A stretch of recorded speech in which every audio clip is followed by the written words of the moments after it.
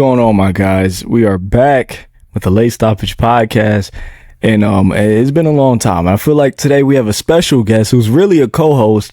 It's been a while since you guys have seen his face on the channel, Mr. Ian Green of Top Boxing News. Like I said, it's been a long layoff, but my guy Ian, man, what's up? How you feeling? I'm just happy to be back, Jerry. I've missed recording, and man, I'm just excited to talk about the great fights we got coming up, and just happy to be back with you guys.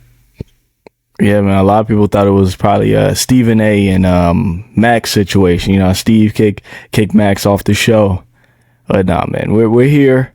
We're back. A lot to go over, man. There's a lot we missed. Today we're really going to be honing in on Canelo Crawford. This is going to be the ultimate guide review of the big mega fight on September 13th, Las Vegas, Allegiant Stadium, only on Netflix. So let's talk about it all. Ian, tell me, are you riding out with Team Canelo, man? Or do we really need to get you off the show? What's up, man? So I have been, since the time we've been away, I've been 50-50 generally up until it was revealed that Boots Ennis has joined Team Canelo. I think that is a monumental move for Canelo Alvarez and his preparation. I think Jaron Boots Ennis is literally not the closest sparring partner, the closest fighter you can get to Terrence Crawford in boxing to join your camp. So and no matter how the spars went, sure, Boots could have gotten the better of Canelo, but that's only going to favor Canelo because that's going to make him realize, okay, I got to kick it up a gear. If I got my ass beat by Boots, I really got to kick it up a gear. I think no matter what happened in that spar, this is a great get for Team Canelo and a great addition to the camp. And not only is it a great addition to the camp, but it's really shown me that Canelo is going all out on this one. We haven't seen him bring in guys like Boots Ennis for his last 4 or 5 fights. We've never seen him bring in a guy like Boots Ennis ever. So this just tells me that Canelo is not taking this one lightly. Not that he would be, but it's just reassuring that Canelo's not just in this for the check. He really wants to beat Crawford, and he wants to solidify himself as one of, if not the greatest fighter of this generation. I think the Boots Ennis edition is great, and it's made me fully side with Canelo. Okay, that's nice to hear, man. I'm glad we didn't lose another Canelo fan there. Day by day, we're losing more and more. As the fight gets closer, I see a lot of guys hopping on the Crawford side. I had to catch myself a couple of times. Boots Ennis definitely gave me a bit more confidence in Canelo and the team, but Eddie Reynoso. So, like I said, I'm with you. As you guys, a lot of people have called me out on a profile picture, new intro, new outro. I'm totally all in on Canelo Alvarez. I think Boots Ennis is an interesting pick. A lot of people are going to get on you, Ian. I'm not going to lie. A lot of people are going to say, well, Boots isn't Crawford. Bomac would tell you that. Bud would tell you that. Obviously, he's not a carbon copy. We understand that. But he's really good. And he does a lot of things Crawford does well. I think he is the ultimate sparring partner for a Canelo Alvarez going into a Terrence Crawford fight. He has the height, he has the size, he has the reach, he has the length, he has the speed, he has the counters, he has the southpaw, the talent, athleticism. Man, perfect. Match made in heaven. It could be the determining factor for this fight. That is such a huge advantage to bring in a guy who presents basically the same amount of issues as you do in a real fight. That's a crazy advantage, man. Yeah, Bomac saying, oh, Boots isn't Crawford. Okay. Lester Martinez isn't Canelo. And I wouldn't even go as far as to say Lester Martinez is a very good replication of Canelo. I think Boots, again, I already said it, like, he's not Crawford, but I genuinely think he is the closest thing you can get to Terrence Crawford, and mainly the switch hitting. And I think Boots is better out of southpaw. I think Bud's better out of southpaw but can switch. I think Boots is better out of southpaw but can switch.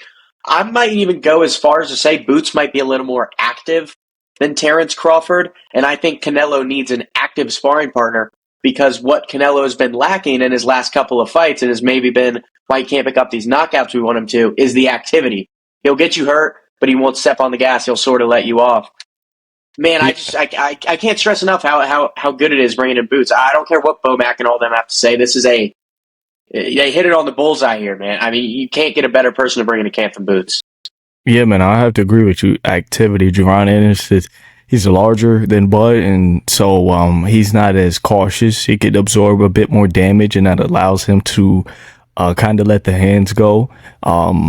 He's not as methodical. He could put his head down. And he could really go after guys if he wants to, but he's long and rangy. He could box you on the outside. So you're spot on there, Ian. The activity of Jerron Ennis is I feel like is a bit higher than Crawford. Obviously, Crawford's fighting at a bit higher of a level, so typically the activity does go down, but the point still stands. So I absolutely agree with you. Now, my biggest concern, and you guys have seen this on my YouTube channel, Bomac. I really hope Bomac is bluffing in a lot of these interviews. I get it. He's supposed to wear the poker face on the camera, but I hope he's going back to the troops and telling them this is somewhat of a threat, right? We're not going to panic, guys, but we have to be aware and we have to acknowledge the threat of Jerron Ennis being in the Canelo camp. Just to say it means nothing seems a bit foolish of Brian McIntyre. It seems a bit foolish. I don't think he's an ignorant guy. I think he's a brilliant coach, excellent coach, mentor for Terrence Crawford. I just hope they're prepping accordingly. I know they're expecting Canelo to gas in 6, Ian. I don't know if you've seen that. Another bad game plan. I hope Bomac's bluffing, but from the interviews I've seen, it seems like he's setting Bud up for somewhat of a failure. To say he's going to gas in 6 is kind of dumb to me because, and I mean this with all due respect, what can Terrence Crawford do? Like, I don't want to be disrespectful here at all, but I do think it's kind of fair to say that we're overrating a bit what Terrence Crawford can do in a fight against Canelo Alvarez. Do you think that's fair to say, Jerry? You elaborate. I think at least what Bomac's saying, and like I've heard analysts say, oh, like, you know, Bud's going to stop Canelo. No question, no question. Like, what have we seen recently out of Terrence Crawford that makes us believe this? First of all, he hasn't fought since August of 2024. It's been over a year, right? That's first. Before that, it was another year. And in his last fight, he went life and death with Israel Madrimov. Don't get me wrong, Madrimov's a very talented fighter, but we just saw Virgil Ortiz beat him a lot more convincingly than Terrence Crawford did. People love to talk about, oh, look at Canelo's last performance against Skull. Look at his performance against Berlanga. Look at his performance against Munguia. He's fought all three of those fights. He's fought Berlanga and Skull more recently than Terrence Crawford's fought anybody. And I think he beat both of those guys more convincingly than Terrence Crawford beat Israel Madrimov. And not even to mention, Terrence Crawford is moving up 2 more weight classes. Terrence Crawford was 100% knockout ratio at welterweight, moved up to junior middleweight and didn't get a knockout. I mean, Canelo's gas tank maybe hasn't been the same as it has been in, earlier in his career, but to say he's going to gas in 6 it's stupid to me. I mean, what is Terrence Crawford going to go in there and do that will make Canelo gas out in 6? Is he going to go have a life and death fight with him and make Canelo throw combos and work early? No, because if Terrence Crawford tries to go in and have a life and death fight with Canelo, he's going to get knocked out. I think if Terrence Crawford wins, it will be a close back and forth fight where you know what? No, I can't even see it. I can't see it at all. I can't even make up fake scenarios in my head about it because I can't see a way in which Terrence Crawford wins. I think the general fan perspective has changed since the fight first got announced forever ago. When it first got announced, though, like, Crawford's in it for the paycheck. He's going to go get the bag and retire, da-da-da-da-da-da-da. And it seems like due to nothing, fans are just, sway. And I feel like this happens in a lot of big fights where I don't know if you're a big UFC fan, Jerry, but there was just a fight against Khamzat Chimaev and Dricus du Plessis. And when it first got announced, the general consensus was that Khamzat was going to dominate. And as the fight got closer and closer, fans' perspective and betting odds reflected that people started to give Dricus more and more of a chance, even though nothing had really happened to warrant giving him more of a chance than he did when the fight first got announced. It just kind of seemed like as time went on, people like to make up these scenarios. Oh, we could do this, this, and that. And I feel like we might be encountering the same scenario here with Terrence Crawford and Canelo, where it seems like the magnitude of the fight, the skillful fighter that Terrence Crawford is, people like to imagine he can do this, but Canelo's gonna beat him, and I just don't see a route to victory for Terrence Crawford. I stumble on my words when talking about Terrence Crawford potentially winning because I genuinely just cannot see a scenario in which it happens. I agree. Shout out to my guy Margilla, who's in the Discord, who always comes on stream. He always asks this on stream to the viewers and everybody up there is what has changed since the fight was being rumored, not even announced, Ian, rumored last year after Madrimov. Because when he fought Madrimov, we said, whoa, no. You can't beat Canelo, right? Yeah. That's what we said. What has changed since Turkey then? even took a step back. Yeah. So Turkey what's took changed? a step back after. Canelo has fought Berlanga and Skull, and I mean, sure, those aren't the best performances, but I'm going to ask you something, Jerry. I want you to answer me this: would Terrence Crawford beat Edgar Berlanga? No. And would Terrence Crawford beat William Skull? No. They're too large.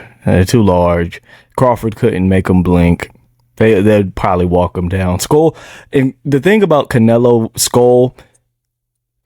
doesn't get the same pass as Crawford. When we bring up Madrimov, we said, well, Madrimov is really awkward, really a jerky fighter.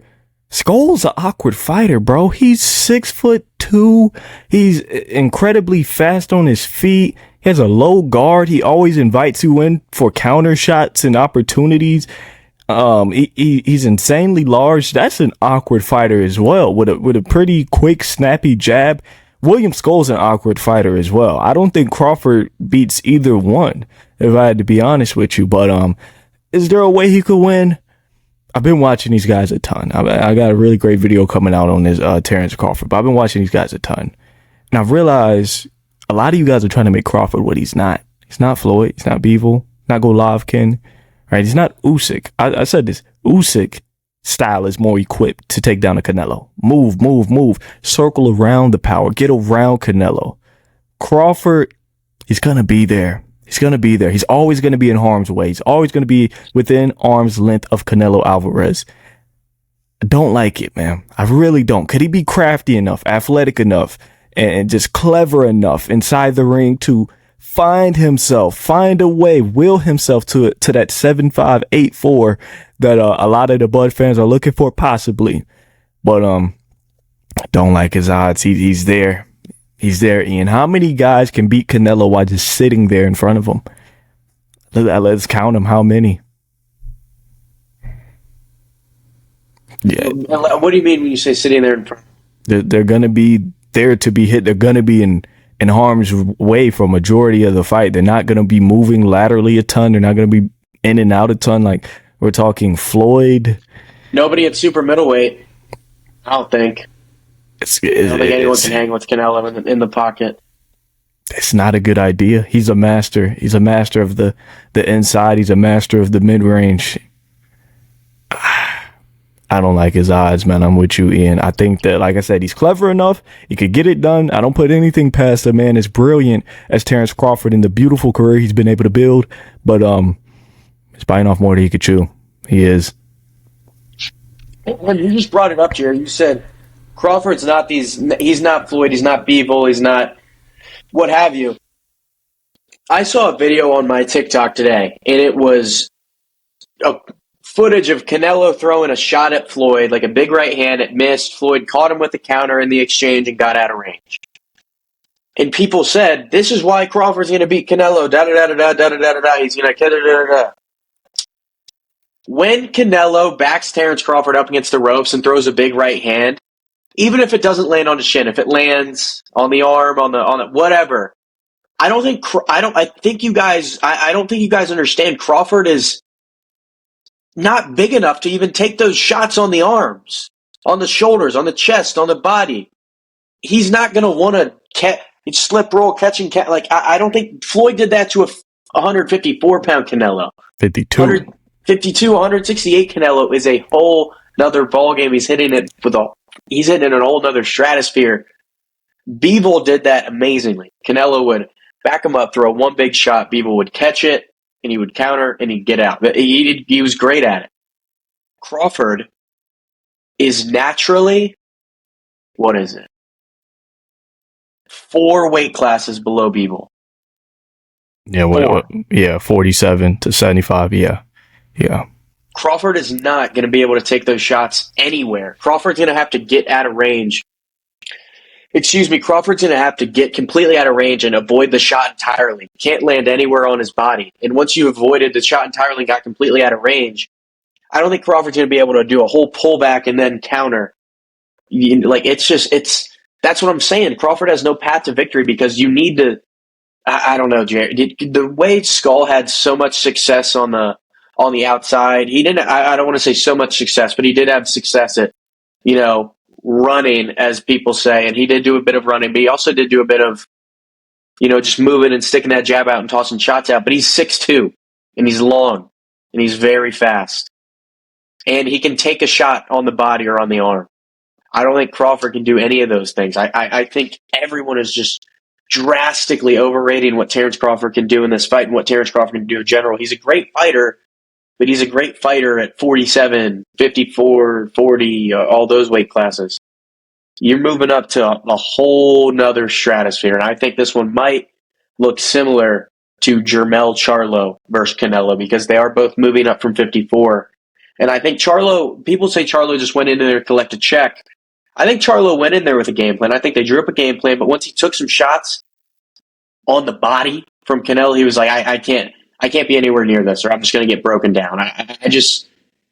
Crawford's not big enough to be in there with a guy the size and, who has the physical, imposing nature of Canelo. Crawford's not going to be able to do anything in there once he starts taking a couple shots on the arms. That's my opinion.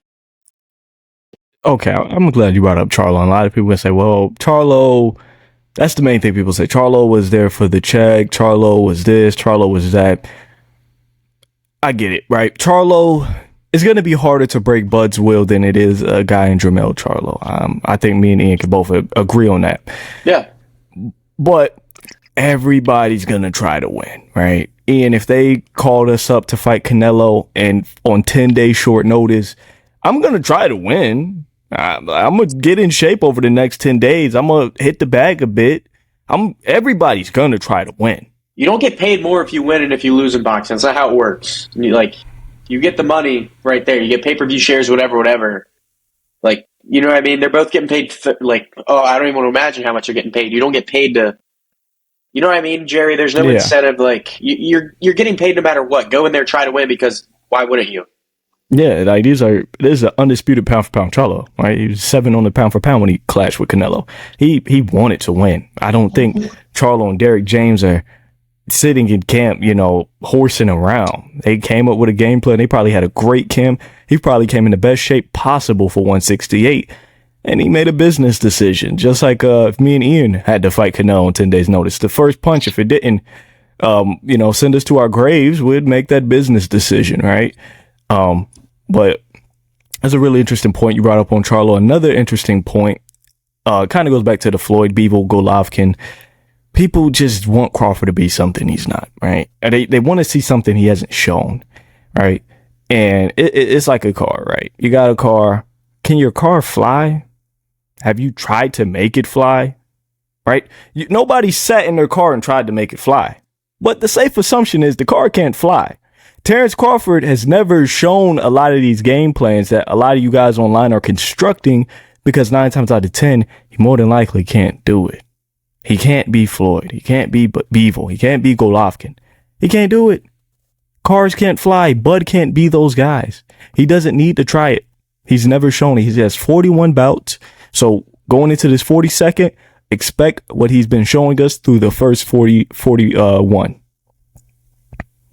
Another point that I think people are, you can say, underrating, just ignoring, whatever. Canelo is not just some brute power. He's not better Biev. Don't do Artur like that. Don't do Artur like that, man. He is one of the most skilled, slick fighters of this generation, Canelo is. Now, over the last year or two, we haven't seen as mobile of a guy, but to just sit there and act like if they were the same size, Crawford would just dominate him, I think that's dumb as well. I think Canelo's head movement is genuinely some of the best we have ever seen. He's a great counterpuncher. He's got very fast hands. for a 68-pounder. That hook against Berlanga that he floored him with was, I mean, that was blink and you'll miss it. That was terribly fast. And the way he set that up, he doesn't throw a punch to the body and go upstairs. He just the way he throws shots, the way he moves his head, it's all deceptive and it's all very, very skillful. And I just feel people are overrating Crawford's not skill, but ability at 2 weight classes above what he last fought at. And people are also underestimating what Canelo can do in a fight. Like, let's not ignore Canelo's gone in there against Berlanga, outclassed him. Munguia, outclassed him. Plant, a more prime Caleb Plant, outclassed him. Canelo's gone in there against amazing fighters and outclassed him with skill. He's gone in there against guys who are not, coming up. He isn't just, in these recent Canelo wins, let's not act like he just did it off brute force. He's doing it off of skill. So I just feel like people are sitting here acting like Canelo's one of the greatest fighters ever. To sit there and act like Crawford would just easily outskill him is so, so dumb to me. Jerry, I'm going to pose this question to you. If Canelo and Crawford were the same size, I know they're pretty similar in size, but if they were the same weight, who would win? Just skill versus skill, Canelo versus Crawford, how do you match them up? It's interesting. It's hard to do a hypothetical pound for pound. Obviously, right now, I think Bud takes it. If they were able to meet at 54, a younger Canelo that fought Miguel Cotto versus a Crawford that fought Madrimov, they could meet at 54. Canelo's going to beat the brakes off of him. I agree. Yeah, Canelo's going to beat the brakes off of him. Yeah. Crawford is, now that you say that, like, yeah, I think a lot of people say, well, if they were the same size, Crawford is just gonna, look, guys, no, guys, we can't do that. Regardless of the fact, Canelo, no matter what, is the best opponent Crawford's ever faced. It doesn't matter. We just can't say if they were the same size, he's gonna do this, do that. He couldn't have his way with Victor Postal how he wanted. He couldn't have his way with the Israel Madrimov how he wanted. I agree with you, Ian. Similar size, it's still competitive. You could lean it towards Crawford. If we're talking pound for pound, if they meet at 54, I got Canelo probably stopping him.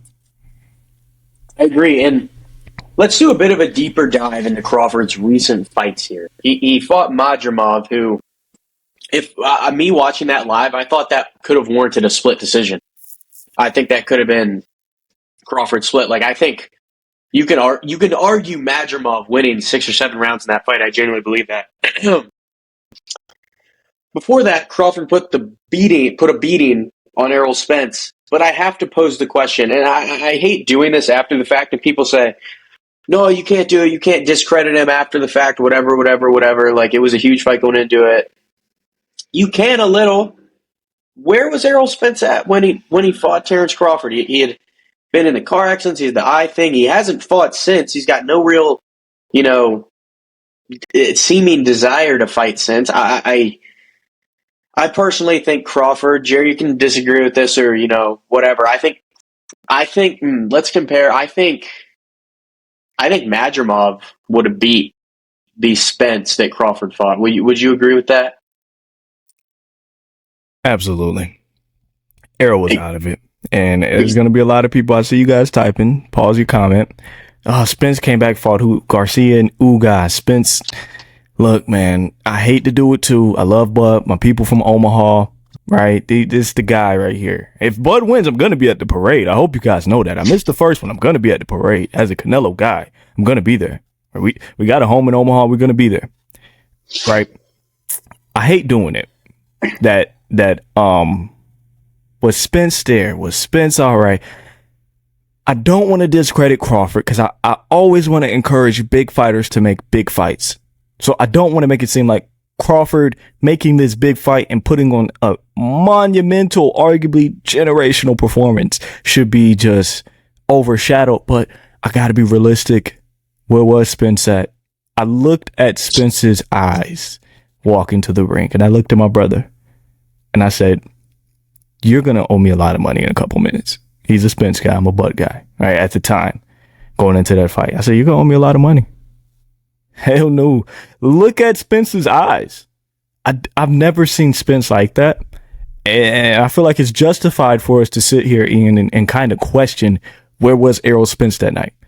I don't know if he was on pain meds. I think Errol did say he had a broken rib. I don't know if he was high. He was not there. And he told Crawford on that stage, he said, "You are going to thank me for making this fight." I don't want to discredit Crawford. Generational performance, generational fighter.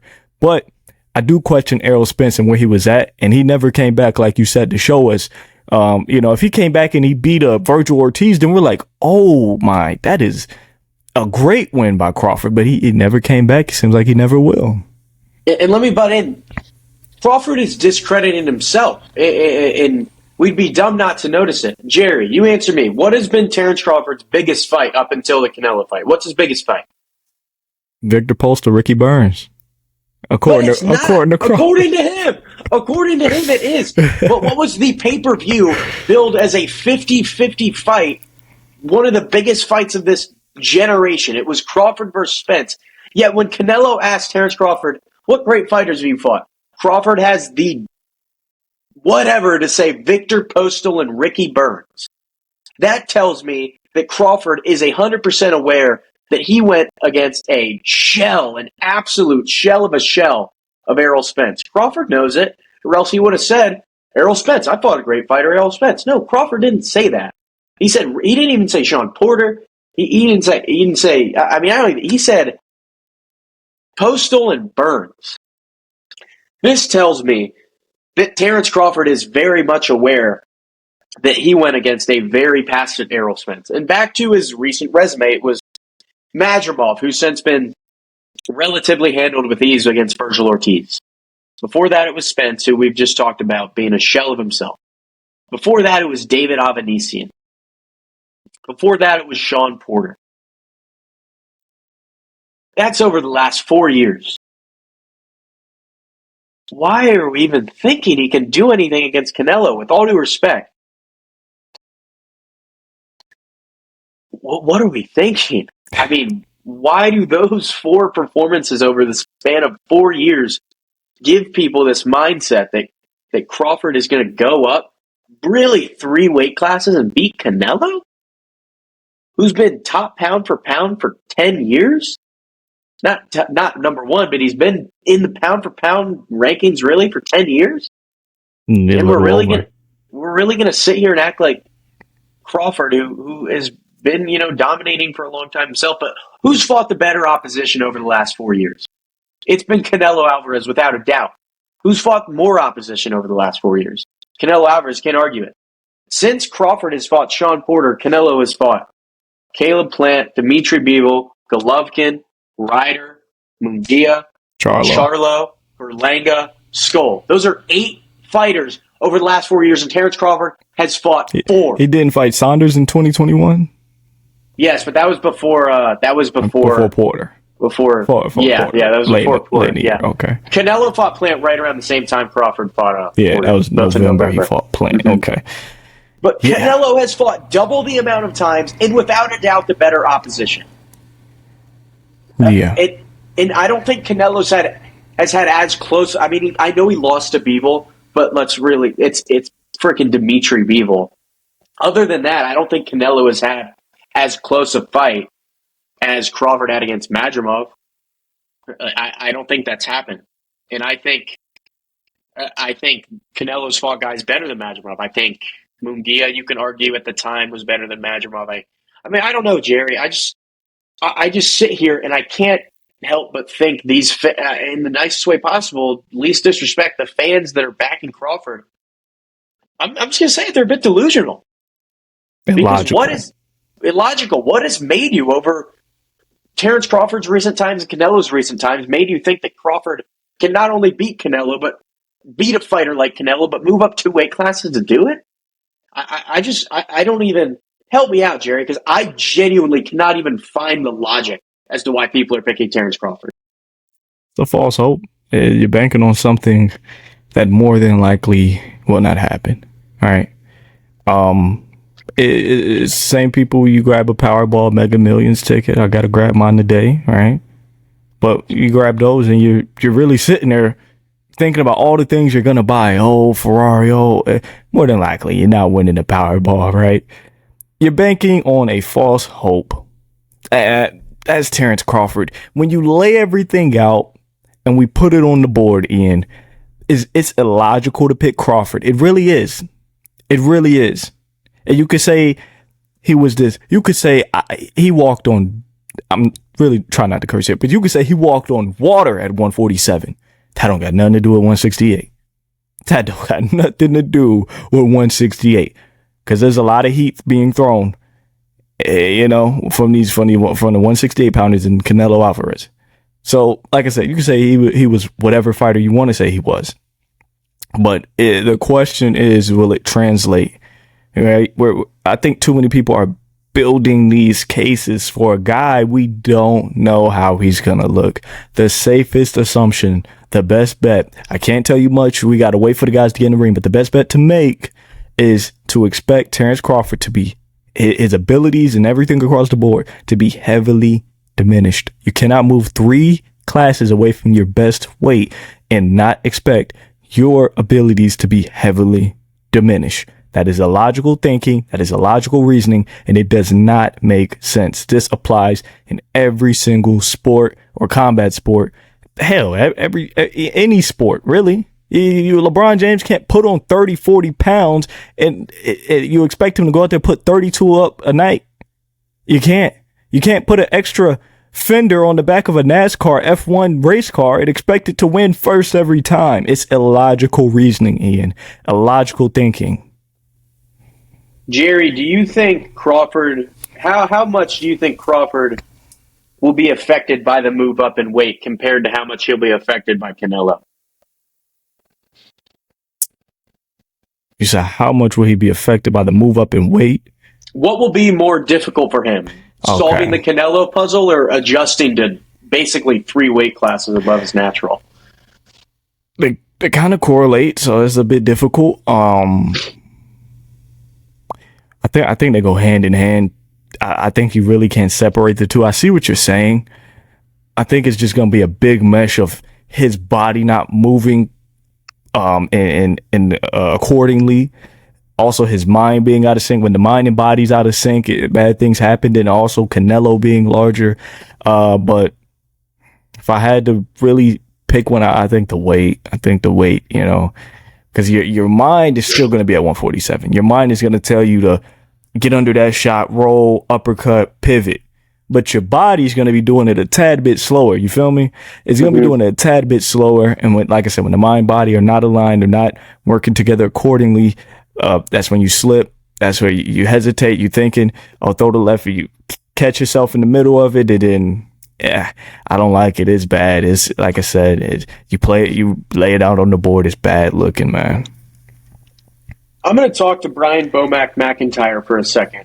First of all, him saying Canelo will gas out Canelo after 6 rounds, I don't think you should be questioning Canelo's gas tank as much as you should be questioning your own guy, Terrence Crawford's gas tank, moving up 2 weight classes and putting on some extra weight. I think that's the gas tank you should be worried about.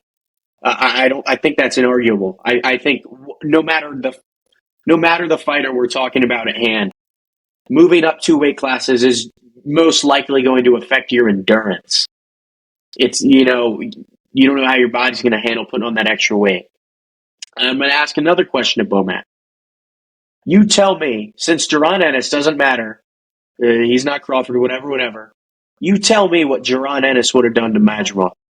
You tell me what Jaron Ennis would have done to Errol Spence, the version of Errol Spence that fought Terrence Crawford. We saw what he did to David Avanesian, and you tell me what he would have done to Sean Porter. I think he would have beat all of them more convincingly and quicker than Terrence Crawford did. I genuinely believe that. What are your thoughts on that, Jerry? Majumov's difficult. Jaron Ennis is younger. He's larger. I'm unsure if Majumov could hurt that guy. He's bigger than Canelo. That guy's huge. I would agree with you on Majumov. Spence, yeah, he's the old man. I almost think it the most on Spence. I almost think Boots really could have went. The Boots of now fighting the Spence of the Crawford fight, the last Spence we've seen. I swear to you, I think Boots could have got him out of there in 3 rounds.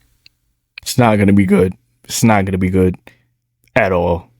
He's going to invite Spence in. Spence can't do anything but open the front door.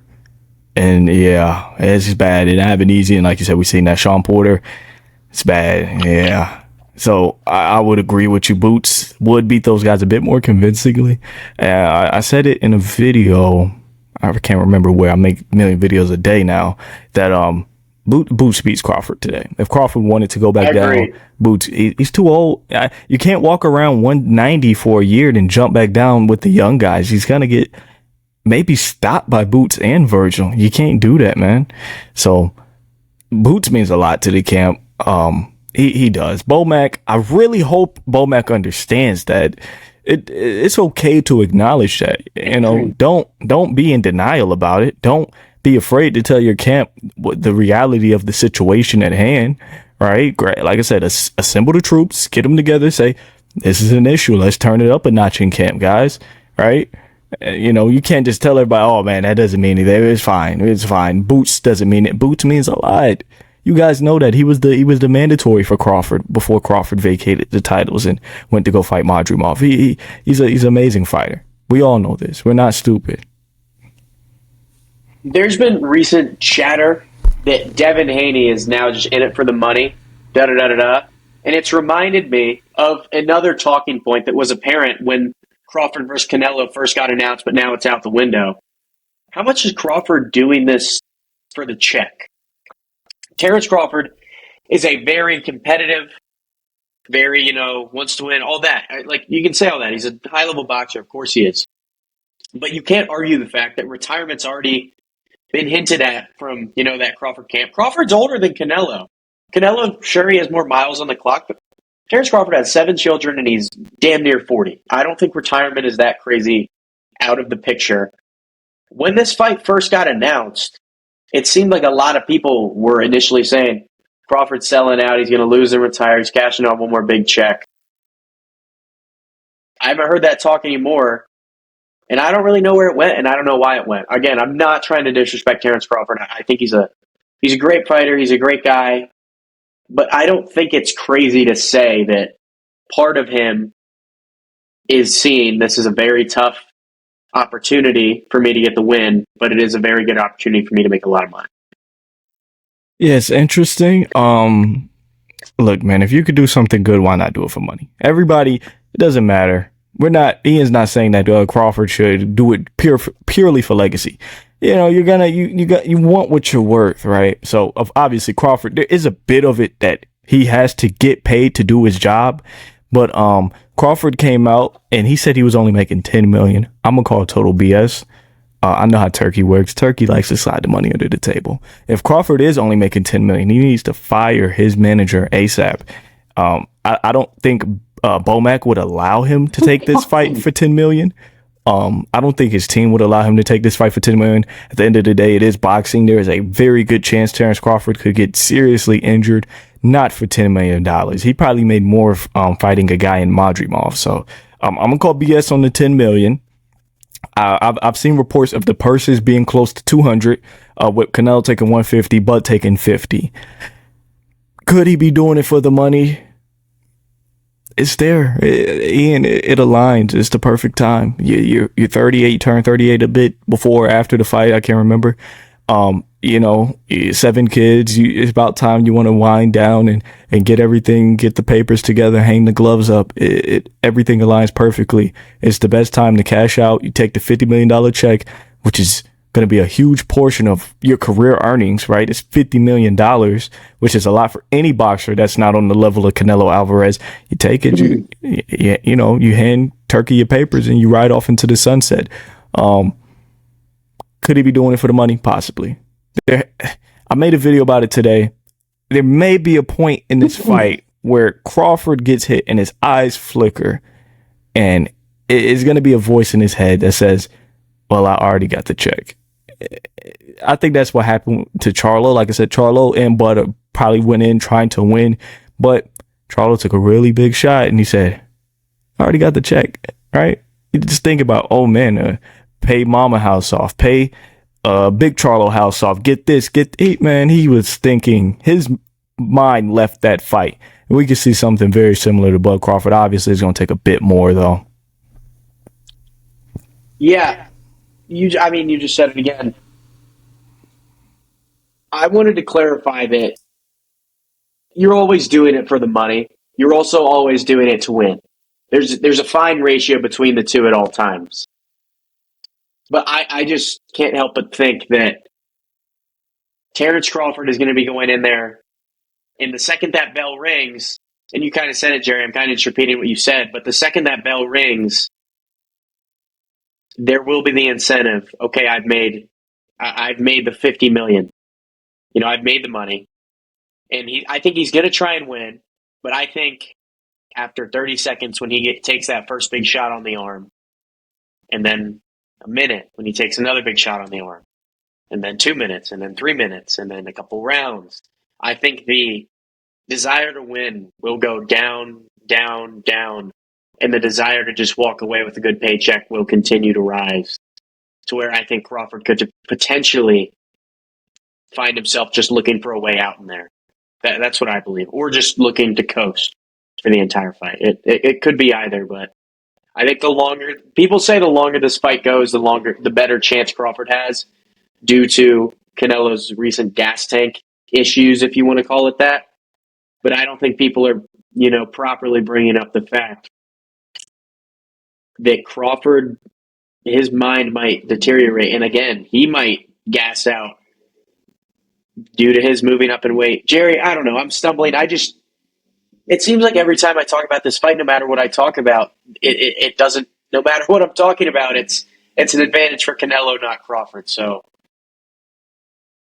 Jerry, it just seems like the more we talk, Jerry, I feel like I'm more on Canelo's side than you are now. I feel like the more we talk about this whenever me and you discuss Canelo versus Crawford, you somehow get me thinking Canelo is just it's 100 to 0 percentage, and I mean, man, I can't see it for Crawford in all the ways. I don't think I can see one way he gets out of this. And like I just said, I think Canelo's seen this type of money before. Crawford hasn't. So that's another factor. I just think once that bell rings, the desire to win is going to go down and down from Crawford. And I don't think it'll change from Canelo. Yeah, I think Crawford's always going to have something in him to want to win the fight. He's an ultimate competitor. He's a true competitor. I don't think Crawford wants to lose this fight to 1 ounce, right? I mean, that's everybody. Like, that's everybody. Everybody wants to win. But I would disagree with a lot of people saying as the fight goes on, Crawford has the better chance. As the Canelo power, as the physicality and the pressure of the entity of Canelo Alvarez. Yes, I'm gonna call him an entity. Once that starts to wear down on you over the course of 7, 8, 9 rounds, I think Crawford's chances become slimmer. I already made a video on Bomac debunking his whole Canelo's gonna slow down at 6, and I pulled up his last 5, 6, maybe even 7 fights. The only time he's eclipsing 50 plus punches is in the last 6 rounds. The only time he's eclipsed 60 plus punches thrown, that is in the last 6. The first 6, he's a bit slower. He's a bit more calm. He's just fighting at a more mild pace. So as the fight goes on, it's this big myth conspiracy that Canelo just falls off a hill past round 6. It's not the case. He had some of his best punch output numbers in the last 6. Even from my calculations, round 9 is his best numbers. Yeah, I mean, I agree. And I mean, let's go back to some Canelo knockouts of the past. Caleb Plant finished him in 11. I mean, it's just this notion that Canelo weakens as the fight goes on. I remember a couple of years ago, we talked about Canelo getting stronger. He collects his data in the early rounds and picks it up in the later rounds.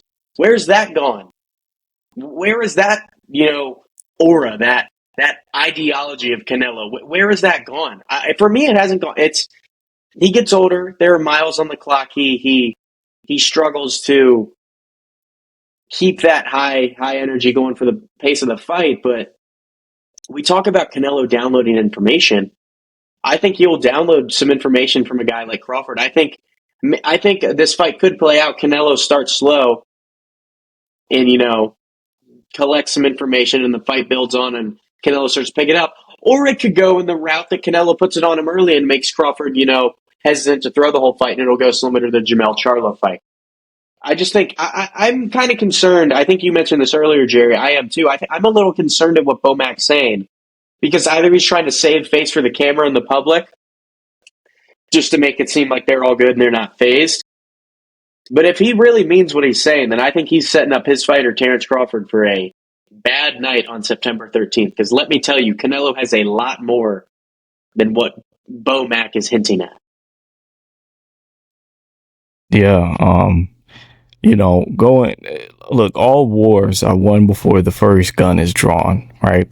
The victor has already been decided. From inside these camps, that's when the victor's decided. You don't step inside the ring and win the war. You win it in camp, right? And Bomac and Eddie Reynoso, they're the generals, right? They're the generals in this war. I really hope Bomac is preparing his guys. Like I said, Jaron Ennis is a nuclear bomb, and we can't just, try to bluff a nuclear bomb that's not a deciding factor in any form of warfare, right? So I really hope Bomac's steering his guys in the right direction. Like I said, you don't want to panic, but you want to make your guys aware, right? And that's what makes a coach great. That's what makes a general great.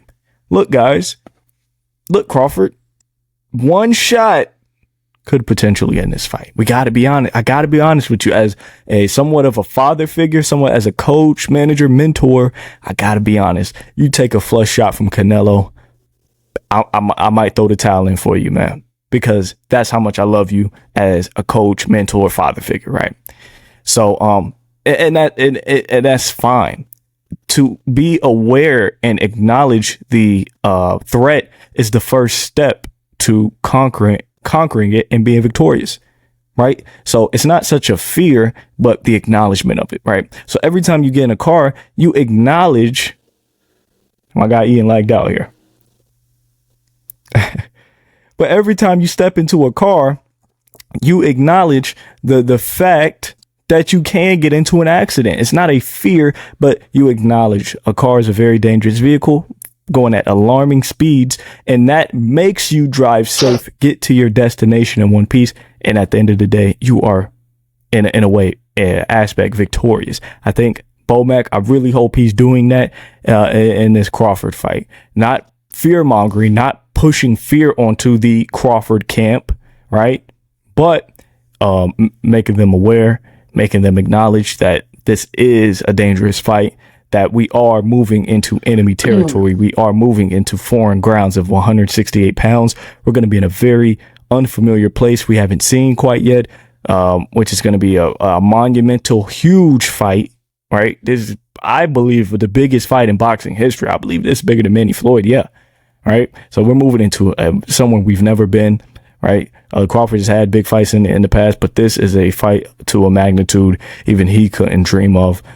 In Allegiant Stadium, we're looking at 60,000 plus fans from all over coming here on Netflix, 200 million people, over 100 million households streaming this thing.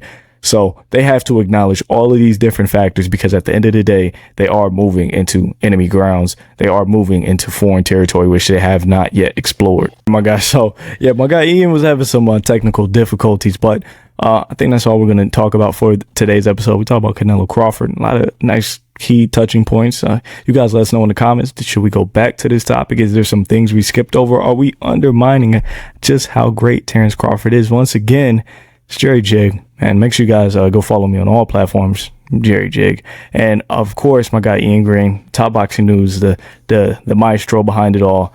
My guy Ian, everything's possible through Top Boxing News, man. And make sure to go follow the Late Stoppage podcast account on Instagram. We have got an Instagram account for the podcast now. We'll be posting clips through there, so make sure to go follow that. Yep. So there you guys have it. A lot of you were asking for it on TikTok, Instagram, YouTube. Ian did not get kicked off. Right? He's just going through his thing, get back in college. He's a great kid, so I gave him his time, and now we're back. Gonna try to be more consistent for you guys. We'll just call this season 2. Maybe we'll bring in new editors, new thumbnails and everything. Maybe this is season 2. Do like 8 episodes and then take another month off, come back for another season. I don't know. We'll talk about it. Appreciate all the support, you guys. Pushing really close to 50,000 on TikTok. Just hit 2K on YouTube. Ian's just crushing me in terms of numbers. He's at 100K himself. So I hope to see you guys in the next one.